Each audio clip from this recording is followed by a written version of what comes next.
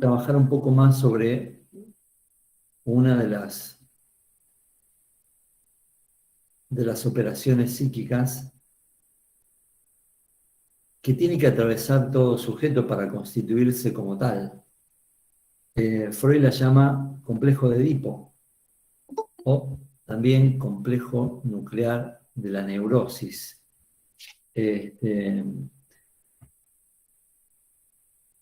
Complejo, para que tengan una idea al respecto, complejo es como un conjunto de representaciones inconscientes de un poder afectivo importante cuyo nódulo es el deseo infantil incestuoso.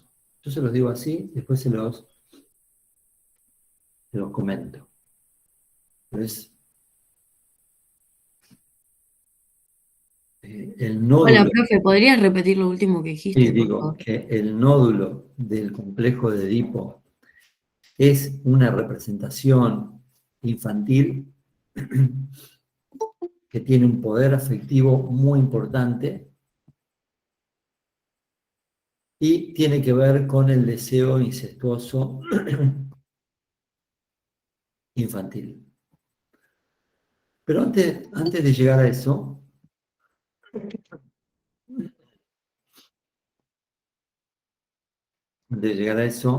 hago un paso atrás para introducirlos en el tema. Nosotros veníamos de nombrar algunos mojones que tienen que ver con la constitución del sujeto. Para el psicoanálisis,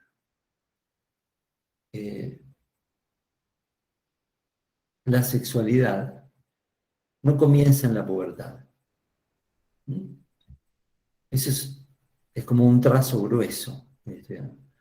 No es como podrían plantear la medicina. Para la medicina, quizás ahí pueda ser que empiece a tomar forma la sexualidad. ¿Por qué? Y porque en la pubertad está el desarrollo de los órganos sexuales internos y externos, etc. Para el psicoanálisis, el proceso de la evolución sexual que va entrelazado a el desarrollo del aparato psíquico y específicamente del inconsciente, van entrelazados, inconsciente y sexualidad, comienza desde que nacemos. Habíamos dicho que hay eh,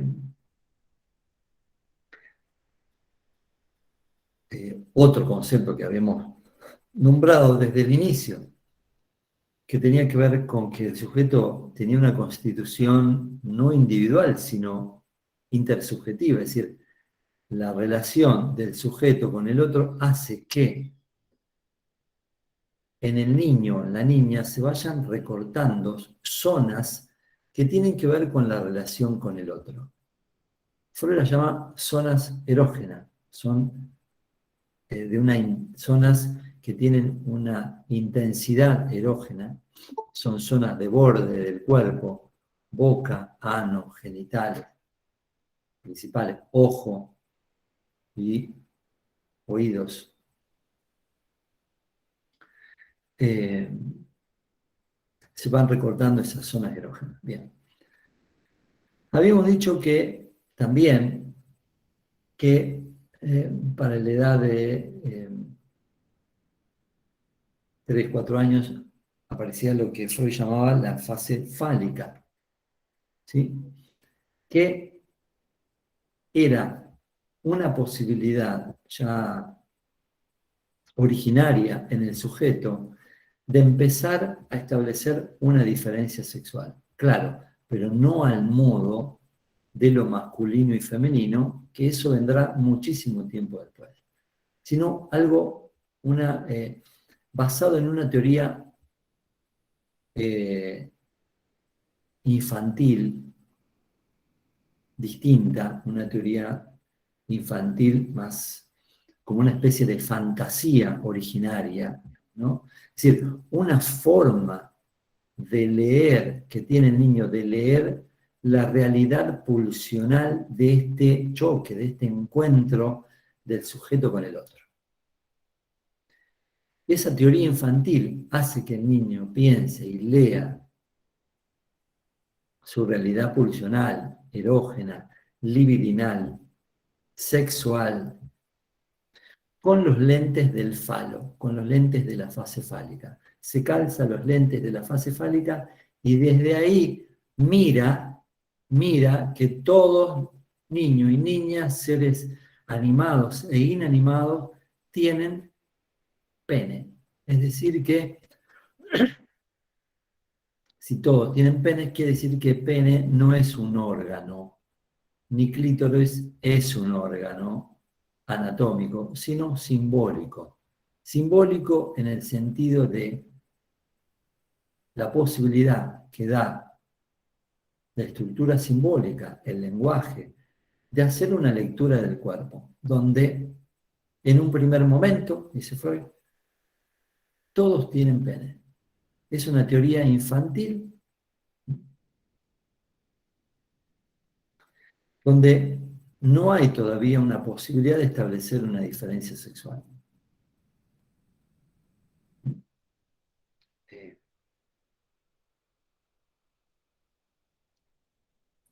Disculpe, profe, buen día. ¿A partir de qué edad es esa etapa? Y después de la fase anal sería 3, 4 años, ¿no? Bueno, muchas gracias. 3, 4, 5 años ya estamos ahí en esa etapa. Para poder establecer una diferencia sexual, tiene que producirse una otra operación psíquica, que Freud llama castración, que como yo se lo planteé en la clase pasada, nuevamente es una castración no pensada en términos anatómicos, sino simbólicos. Es decir, es el término que usa Freud para conceptualizar la posibilidad que tiene el niño y la niña en determinado momento de leer que hay y de interpretar que hay una diferencia sexual. Es decir, si en un primer momento la teoría era que todos tienen falo, la posibilidad de leer, de establecer una primer diferencia sexual, será en el momento en que se empiece a pensar que no todos tienen falo. Que hay algunos que no lo tienen, que se lo cortaron, que no lo va a tener. Puede haber distintas teorías, pero lo que dice Freud es que la primer posibilidad de establecer una diferencia sexual es falo-castración. Ahí tenemos es decir, no estamos pensando en masculino o femenino, no, sino que los que tienen y la falta. Dice Freud que en el niño y la niña se van a establecer diferencias en relación a esta fase. Es decir, no son lo que plantea el psicoanálisis, y esto es muy importante, porque hay otras teorías que plantean algo absolutamente distinto, es que para el psicoanálisis hay diferencias en la niña, el niño, hay diferencias en el hombre, en la mujer. Es decir, nada, es decir, es parecido a nada. Todo, digamos, hay diferencias de todo tipo. Es decir, lo que hace el psicoanálisis es resaltar que hay diferencias. Hay diferencias. Hay que aclarar también que no se tratan de diferencias en relación a los derechos civiles, políticos, sociales, ¿no?, de las mujeres. En ese sentido, hombres y mujeres corremos con los mismos derechos. Eso no quiere decir que haya igualdad, ¿no?, en la construcción como sujeto en relación a, bueno, todas estas operaciones psíquicas que les vamos hablando, que les vamos diciendo, que les vamos comentando de esta teoría que toma Freud, ¿sí? Escuchando sus pacientes, ¿no? Entonces, ¿les queda claro esto? Esto es fundamental, ¿no? Que hay una primera teoría infantil que es que Freud la nombra así, premisa universal del pene. Premisa universal quiere decir que es un momento donde el niño no va a poder hacer, digamos, la experiencia de que algo le falte, ni el niño ni la niña. Si ustedes lo piensan un poco, si lo pensamos un poco, es cierto, es percibible, es observable un momento donde el niño pueda pensar que no le falta nada, que él es todo, que no tiene... ¿Por qué un niño puede pensar que no le falta nada? Y porque, ¿por qué puede pensar un niño que tiene todo, que no le falta nada, que no hace, sería la experiencia de la castración, de que algo le falte? Bueno, un niño puede hacer esa experiencia, puede pensarse inconscientemente, digamos, ¿no? En ese momento, porque fundamentalmente, digamos, para poder pensar eh, que algo le falte, tiene que hacer la experiencia de que algo le falta al otro, ¿no? Especialmente a la madre.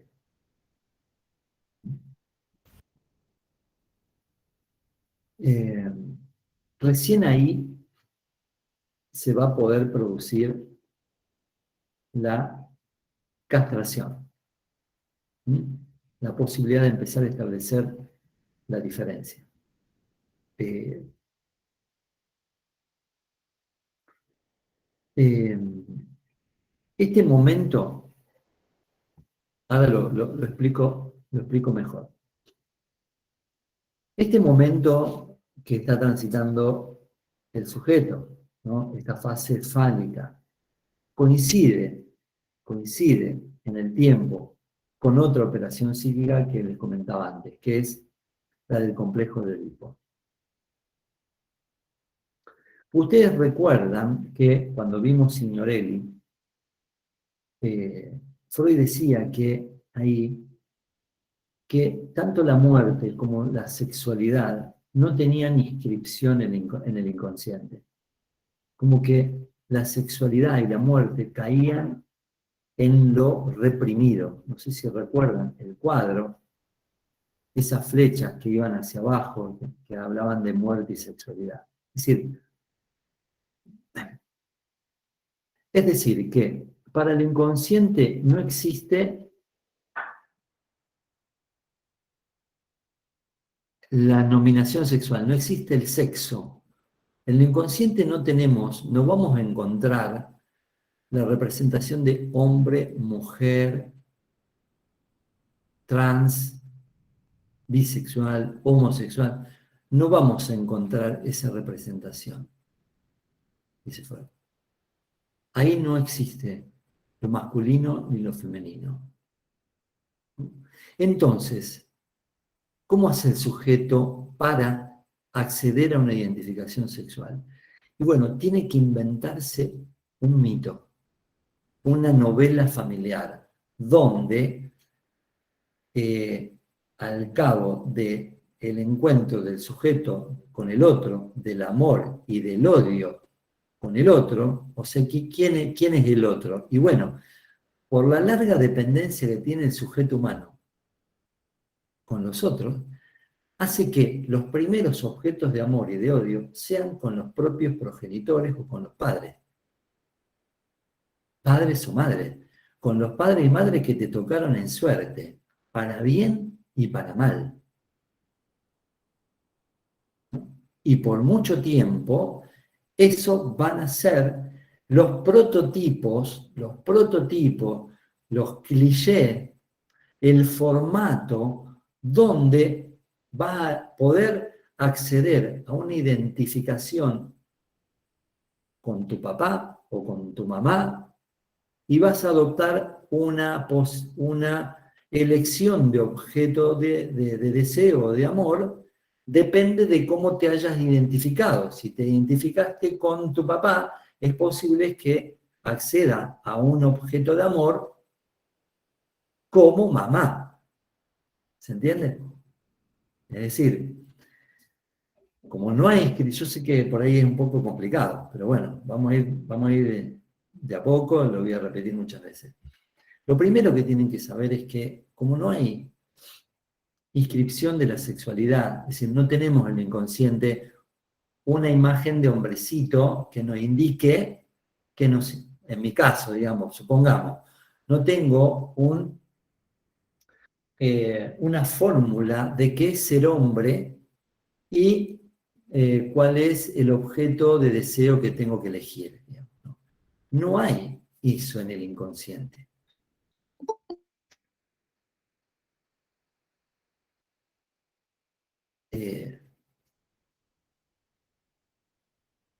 No tenemos en el inconsciente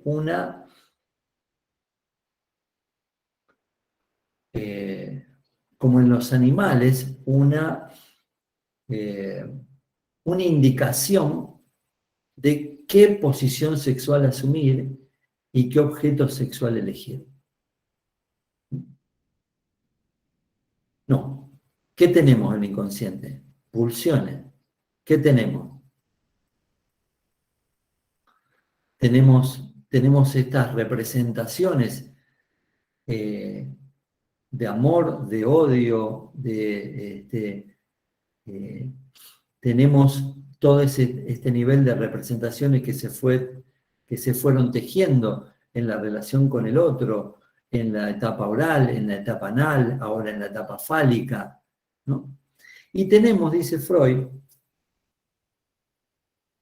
una especie de novela familiar que vamos a empezar a establecer con estos primeros otros que nos tocaron en suerte, que son objetos de amor y de odio. Y dice Freud, esta novela,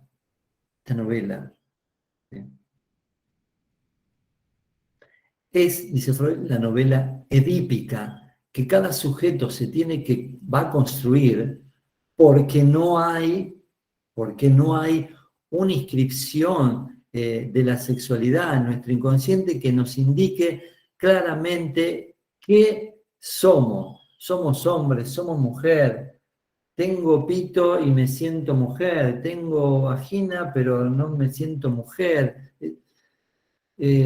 Soy hombre, me identifico como hombre, pero me gustan los hombres. Toda la variedad que ustedes quieran. Todo eso no está inscrito, no está dicho, no está representado en una imagen en nuestro inconsciente, no lo tenemos inscrito genéticamente. Tener una anatomía de hombre no te asegura, digamos, ¿no? Una elección sexual heterosexual. Es decir, no tenemos todo eso en el inconsciente. ¿Qué tenemos en el inconsciente? Bueno, estas pulsiones desarticuladas, ¿no? De la etapa oral, de la etapa anal, de la etapa fálica. ¿Qué es el Edipo? Dice Freud.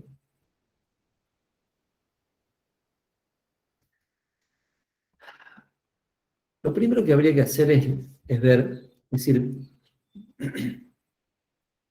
¿por qué Freud toma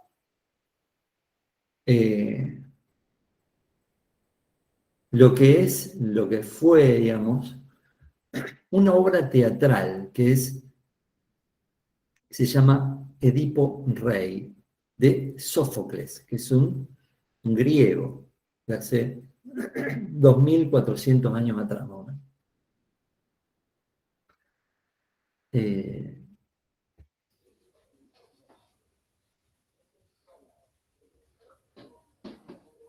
Yo le voy a, digamos, ustedes deberían leer en algún momento de entrada, digamos, ¿no? Esta obra, digamos. Está escrito como obra teatral. Pero Lisa, tenés el micrófono prendido. ¿por qué toma Freud esta saga, esta novela, esta obra teatral? Les decía que en algún momento la van a tener que leer. Uno, porque realmente es parte de la cultura universal.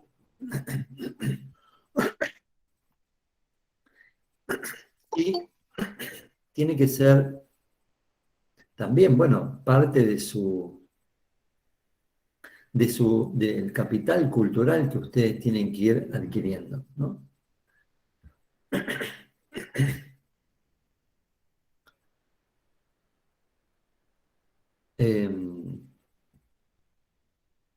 Voy a ver, acá hay...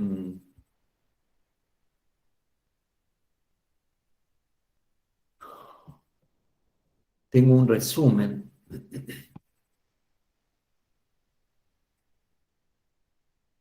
Un resumen de Freud. Freud tiene hecho un resumen de esta obra. Yo les voy a dar el resumen de Freud. Lo voy a leer.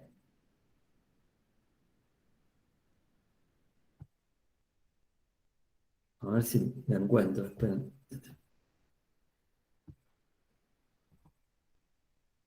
No.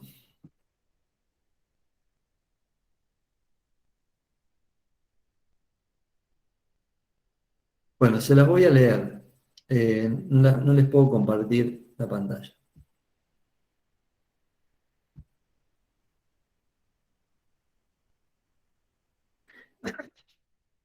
Entonces, lo que les voy a leer es la obra teatral Edipo Rey en la que se basa Freud para decir algunas cosas. ¿Por qué?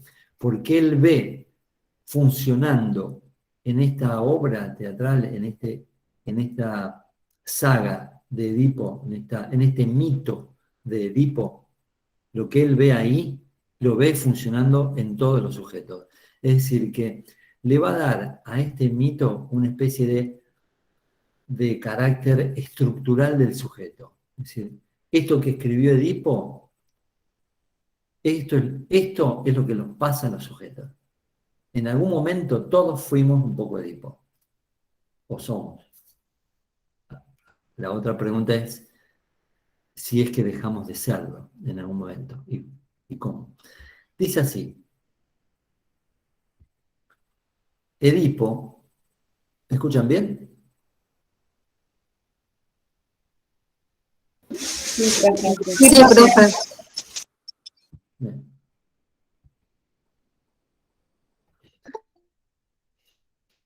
Edipo, hijo de Layo, rey de Tebas, y de Yocasta, es abandonado siendo niño de pecho porque un oráculo había anunciado a su padre que ese hijo, todavía no nacido, sería su asesino. Es salvado y criado como hijo de reyes en una corte extranjera hasta que, dudoso de su origen, recurre también al oráculo y recibe el consejo de evitar su patria porque le está destinado ser el asesino de su padre y el esposo de su madre. Entonces se aleja de la que cree su patria y por el camino se topa con el rey Layo, a quien da muerte en una disputa repentina. Después llega a Tebas, donde resuelve el enigma propuesto por la esfinge que le ataja en el camino. Agradecido, los tebanos lo eligen rey y lo premian con la mano de Yocasta.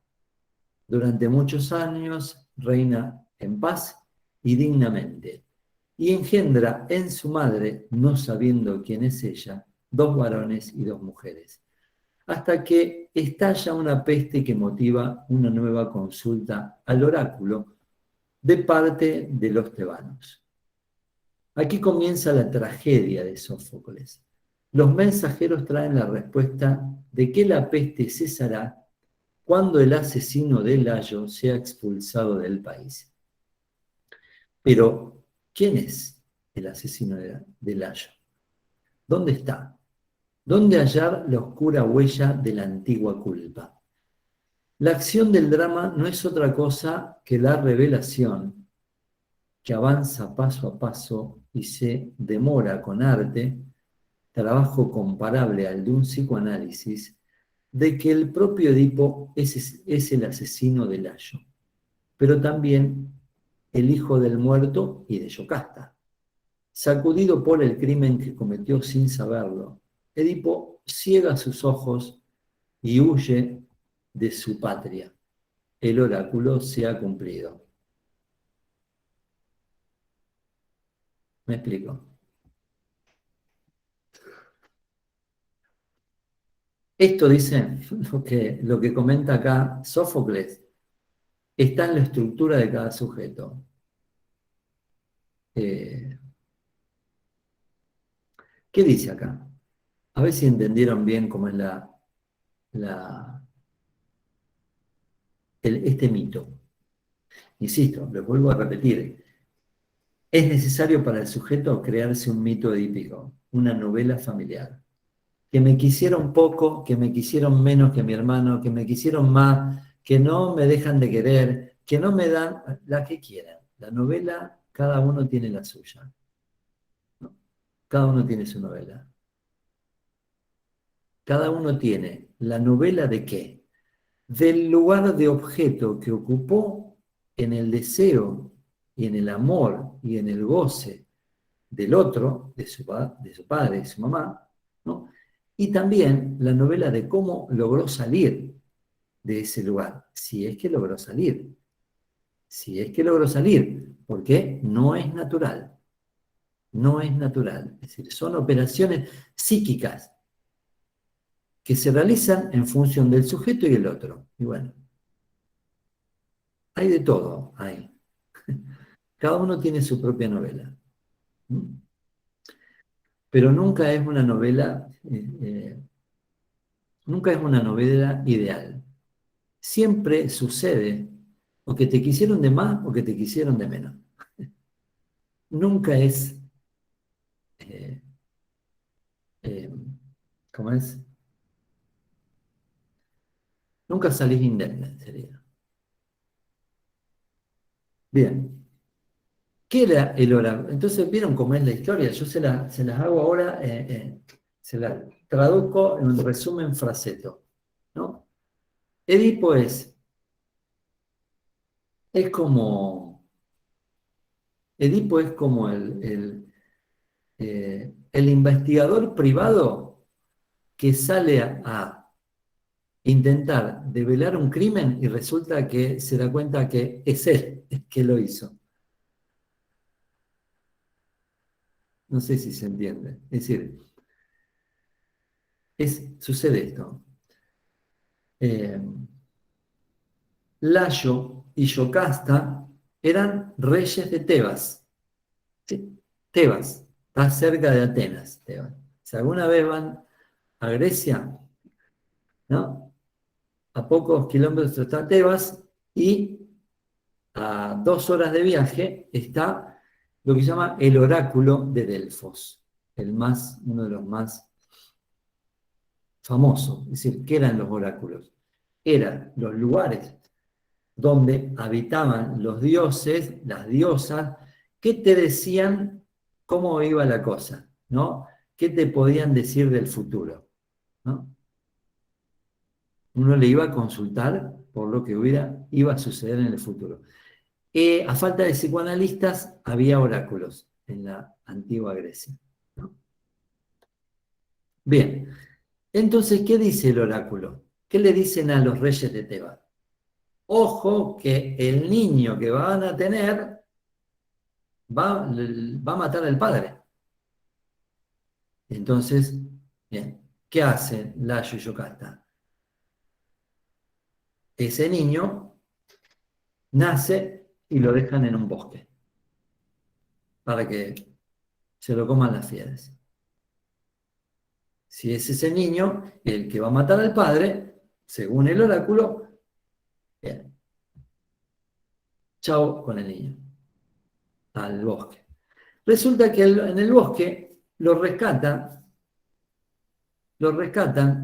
otros reyes de otro lugar, ¿no? De Corinto, creo. Es decir, que otros reyes de otro lugar lo adoptan a Edipo. Bien, pero consultado Edipo, consulta el oráculo y dice que él va a matar a sus padres, ¿no? A los que él cree que son sus padres, los adoptivos. Entonces, ¿qué hace? Emigra, se va. ¿Y para dónde se va? Para Tebas. ¿Entiende? ¿Me siguen hasta ahí? En el camino se le encuentra a Layo, que él no sabe que es su padre.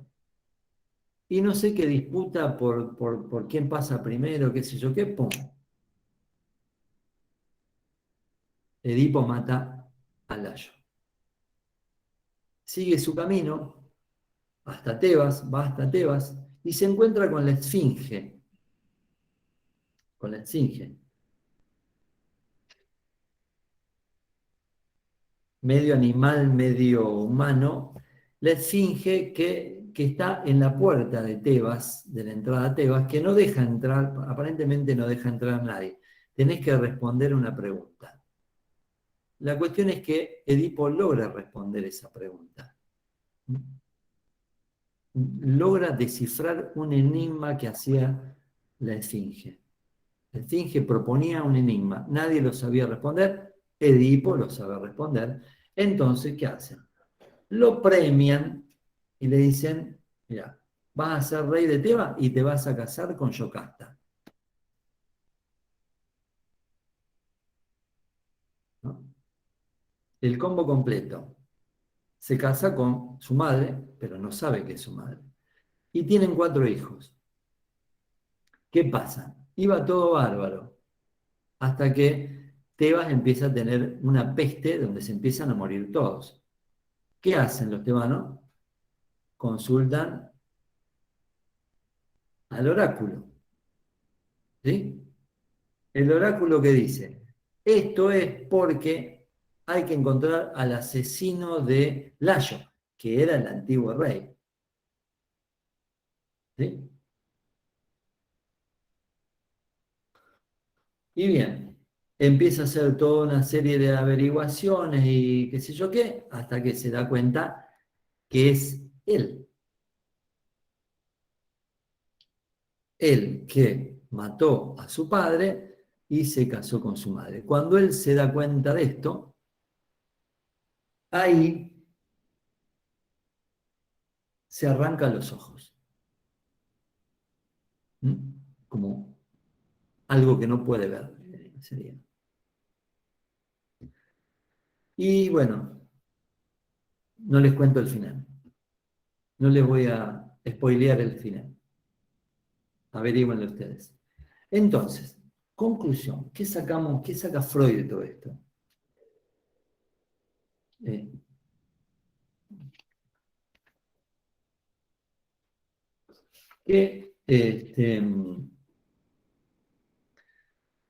Dice Freud que el hecho de que esta obra perdure en el tiempo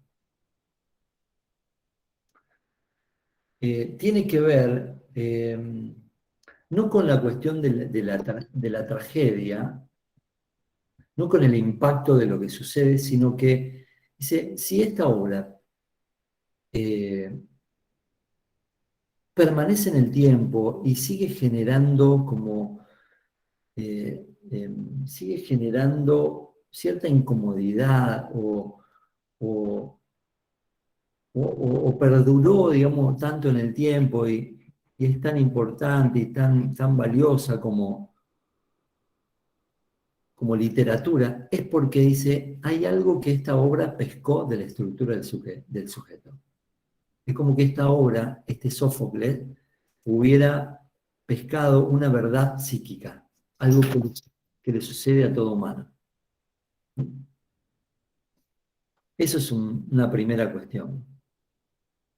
Otra cuestión es que dice,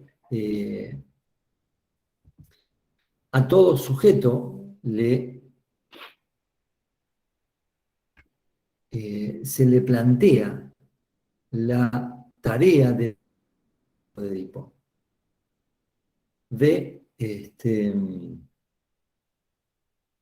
dominar el complejo de Edipo quiere decir que de atravesarlo, de atravesar todo ese monto de afecto, todo ese monto pulsional que te viene del otro y también de resolverlo, de poder hacer un corte en algún momento con eso. Es alienación y separación de todo ese montante de afecto que viene con el complejo de Edipo. En este complejo de Edipo va a ser, dice, toda una constelación de lazos afectivos que incluyen no solamente el padre y la madre, sino los abuelos, los hermanos. Esos serán los prototipos, las identificaciones que va a permitir hacer el sujeto. Identificaciones quiere decir que el sujeto va a intentar tomar rasgos de uno y de otro, de esos objetos de amor y de odio, para poder conformar una propia orientación en la vida de relaciones del sujeto. ¿Sí?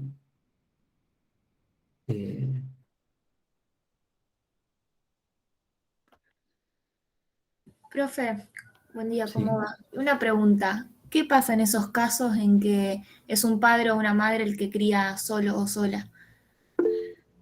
Buena pregunta, buena pregunta. Yo casualmente estoy por, no sé, si quizás este año o el otro, publicar un libro sobre, bueno, que tomo algunas de estas cuestiones. Porque, bueno, Freud pensó el Edipo y las relaciones del sujeto con el otro como una especie de familia clásica, digamos, papá, mamá e hijo. La pregunta es, ¿qué pasa hoy, no? Con estos... Claro, porque era otra época también. Exactamente, pero el tema es que Freud no lo planteó en términos de personajes de una institución familiar, sino que lo pensó como funciones. Hay una función materna, habrá una función paterna, habrá un lugar para el sujeto, independiente, y esas funciones son funciones simbólicas, dice Freud. Será quien se dice padre o quien se dice madre, independientemente del sexo. Podrá ser en una familia monoparental, es decir, una madre que cría solo a su hijo o un padre que cría solo a su hijo, ¿no?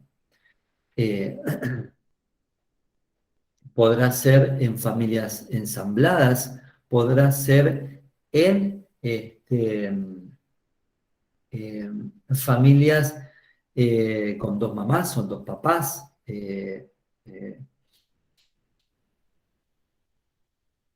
Lo importante es que esta novela se va a tener que armar y estas identificaciones se van a armar en funciones de quienes ocupen estas funciones.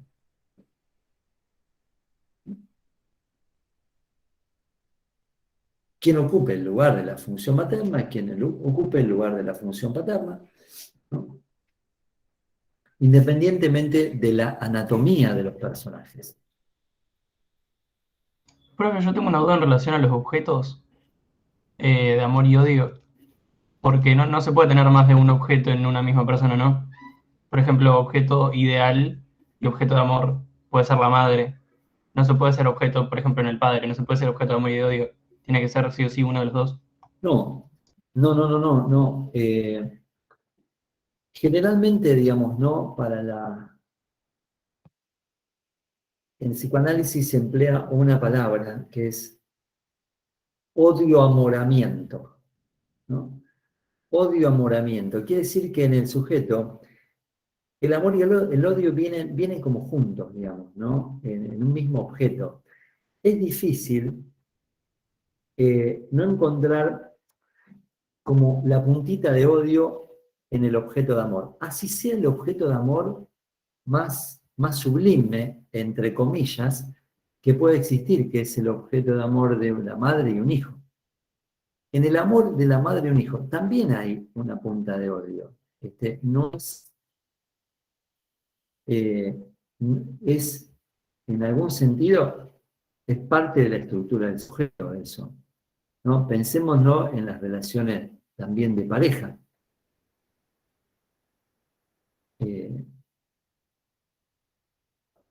Me acuerdo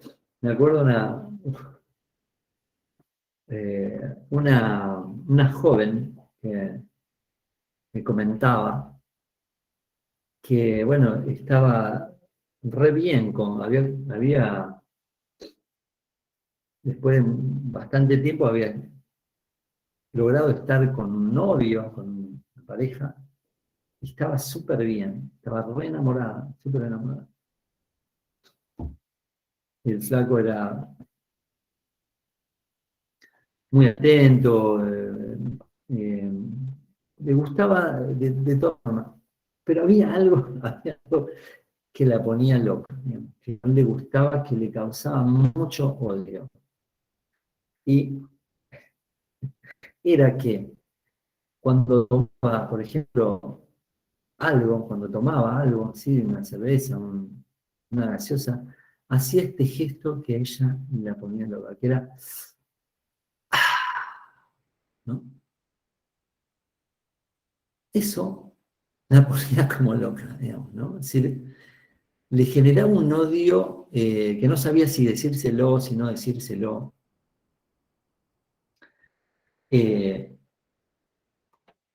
Un caso extremo, les estoy diciendo, pero generalmente en toda relación siempre hay algo que no te tragás del otro, incluso de tu propio hijo. ¿Vieron cuando uno dice, pero yo, por ejemplo, tengo un hijo, ¿no?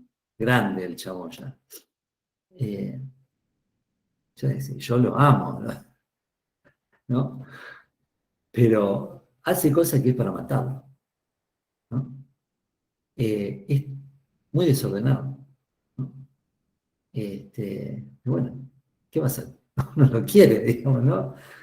Pero hay cosas que uno no le soporta al otro, y él a su vez, si le preguntan a él, le puede dar una lista de las cosas que no soporta de mí. Seguro, ¿no? Bueno, hasta en esa relación que podemos decir la más sublime, hay una punta de odio. Por eso en psicoanálisis nosotros hablamos de odio-amoramiento. Cuando hay un problema psíquico, el odio y el amor se separan. Esto ya no tiene que ver con la clase, pero ya que estamos, se los digo. Por ejemplo, en la psicosis, en las personas que están afectadas de esta enfermedad, digamos, ¿no? El odio y el amor se separan. No es odio-amoramiento, como en la neurosis. Se separan quiere decir que, por ejemplo, se la agarran con alguien que es un objeto de odio, ¿no? Y ahí viene, por ejemplo, en un delirio persecutorio, alguien es un objeto odiado, ¿no? O, por ejemplo, en el enamoramiento de la...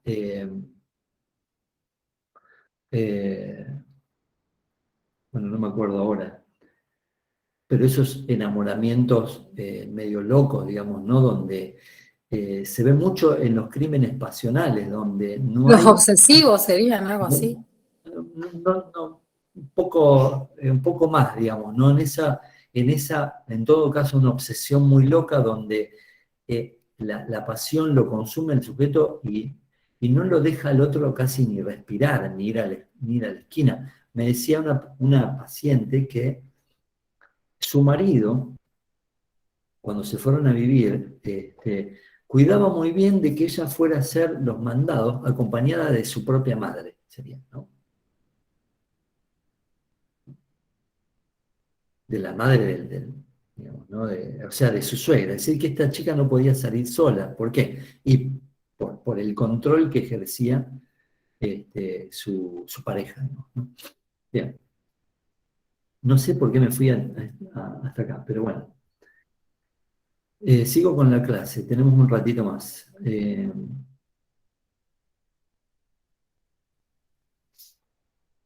Entonces,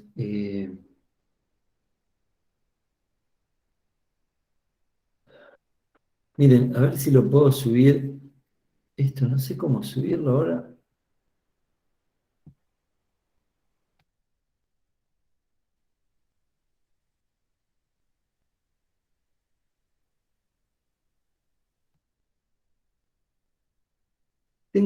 Hay un chiste de Mafalda que se los quería subir, pero no sé cómo ahora. Estoy haciendo algo mal.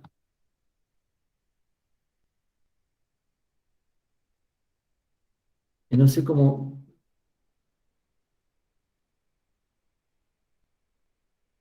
No sé cómo subirlo. Si es para compartir acá en la pantalla, profe, en donde dice presentar, al lado de los Sí, 3 puntitos. pero no me sale.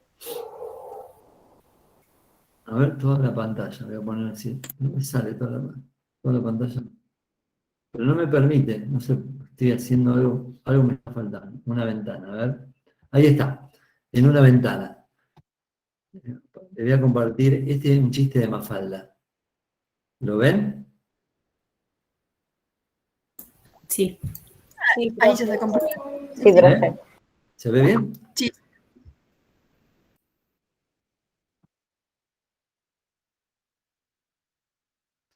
Bueno, este es un chiste que... no, me acordé cuando vi este chiste.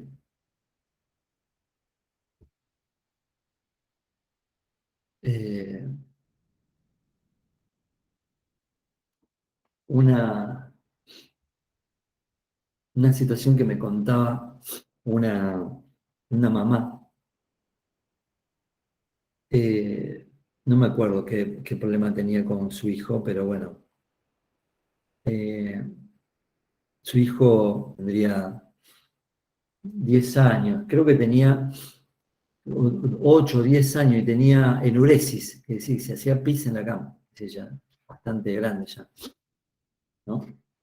Para no poder controlar el esfínter. Pero bueno, en la historia me contaba algo así, como que ella era una persona muy miedosa,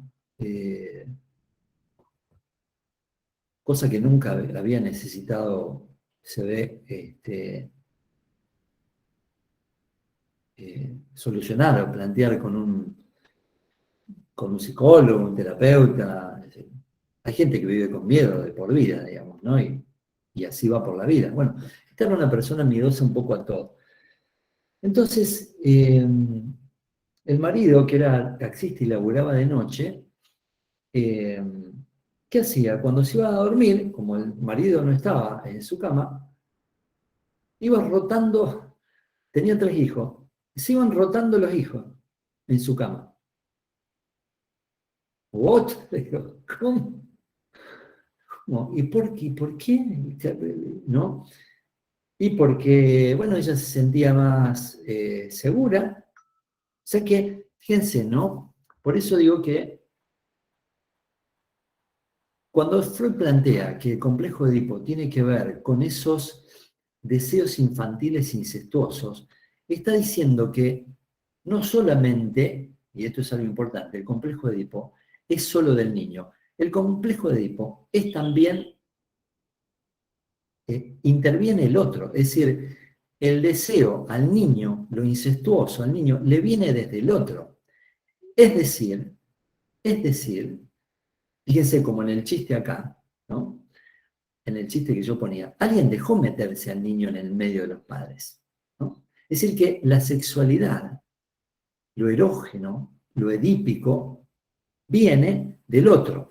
Y no es necesario, incestuoso, pensarlo como coito entre un padre y una madre. Perdón, entre un niño y su madre, o un niño o una niña y su padre. No, no tiene que ver solo con el coito, sino con el lugar de objeto que el niño tiene en la sexualidad de los padres, ¿no? ¿Sí? No hace falta eso, hace falta que no haya corte, hace falta que no haya corte, hace falta que no haya lugar del sujeto. En el caso que le estoy diciendo, se va el padre a trabajar, la madre hace venir a un niño a su cama, no hay corte, digamos, no es necesario que haya coito, digamos, es necesario que ahí no haya un corte, para que haya algo de lo incestuoso. Ahí, yo le decía, esa es una escena incestuosa. ¿Por qué? Porque el niño o la niña necesita tener su lugar de sujeto, tiene que haber una separación. El caso de Edipo Rey es la contraprueba de cuando eso no sucede, termina en tragedia. Es decir, ¿sí? El caso de Edipo Rey es donde no funcionó ese límite, esa separación. Profe, ¿por eso no está bien visto el colecho? ¿Qué tema el colecho? Digamos? ¿Qué sé yo? Mira, yo pienso lo siguiente. Yo no estoy en acuerdo ni en desacuerdo con yo. Esto no es Freud, esto es Marcelo Frassetto con el colecho, ¿no?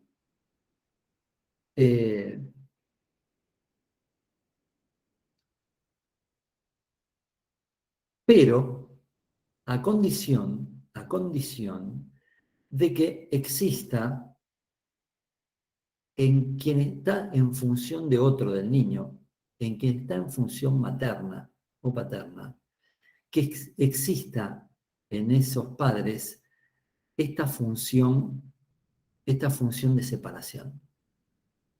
Si existe inconscientemente esta función de separación, no va a haber demasiados problemas con el colecho. No sé si se entiende. El Edipo es una estructura donde está el sujeto en el lugar de objeto, está la función materna y hay una terceridad que es la función paterna. Esa terceridad tiene que estar, así sea una familia monoparental, homoparental, es decir, de un solo progenitor, de dos progenitores, de progenitores homosexuales. Tiene que haber esa estructura, porque tiene que haber una separación, es decir, que la madre o quien esté en esa función no se apropie del niño. En este caso, fíjense que yo les decía, la familia es una familia típica, mamá, papá e hijos. Sin embargo, no había separación en esta madre, no podía establecer una separación ahí de esta escena incestuosa. Bueno, esto no termina bien, quiero decir. ¿Por qué? Y porque este niño no está accediendo a funciones que tiene que tener como niño. Por ejemplo, tener su propio espacio, tener su propia cama, tener su propio lugar, tener sus propios amigos, tener su propio, qué sé yo, miles de cosas. Bien. Incesto es esa imposibilidad de separación.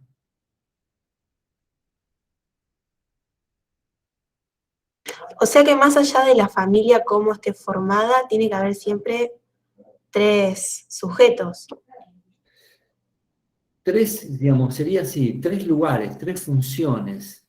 Claro, sería como 3 espacios, más bien Porque dicho. sujeto puede haber, lo que puede no haber es una función, supongamos mamá, papá e hijo. Familia, ahí están los 3 sujetos, los 3 personajes.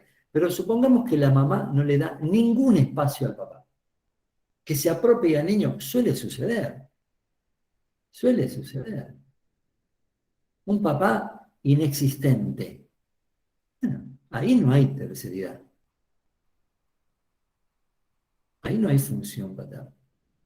Por eso hay que pensar, difícil, En términos Bueno, de... profe, yo tengo el caso de una amiga mía que, por ejemplo, ella fue mamá joven igual que yo tengo una hija de 20 años.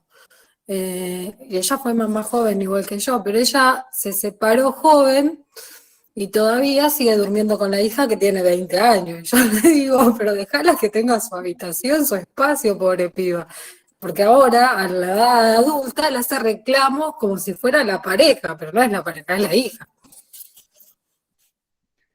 Y sí, bueno, un problemón.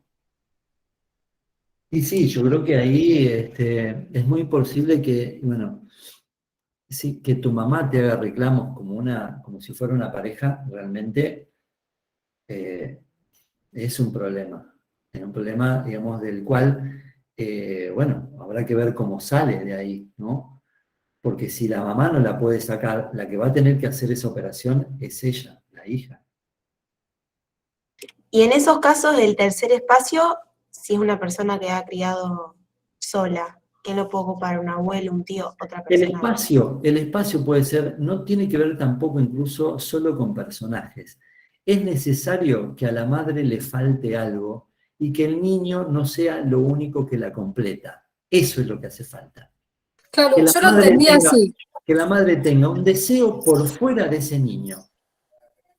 Eso es una Mire, profe, necesidad. yo lo entendí así, es como que el niño tiene que generar su espacio y la madre también. La madre tiene que generar su espacio. Es como decir, la madre no tiene que ser solo madre, tiene que ser Claro, también mina, claro, ahí está. mujer. Perfecto, profe, me encantó.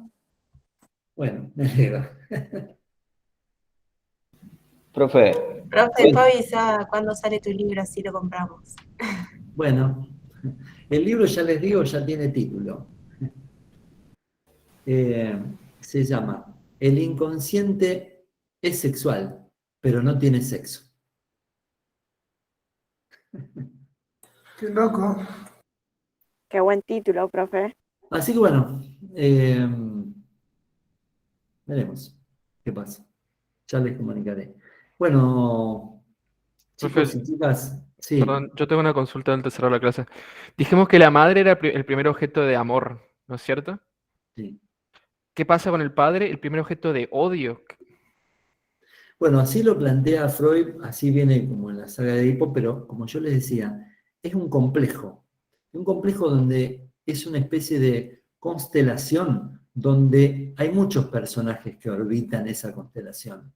Está el papá, está el abuelo, está la mamá, y dependerá, bueno, cómo se establezcan estos primeros amores y odios, pero también es amor y odio hacia el padre, hacia la madre. Claro, pero quiero decir, ¿en qué sentido una persona, entre comillas, quiere matar al padre? ¿En qué sentido? Bueno, se puede decir metafóricamente de muchas formas. En el chiste de Mafalda está diciendo, mirá, ¿qué le está diciendo el niño?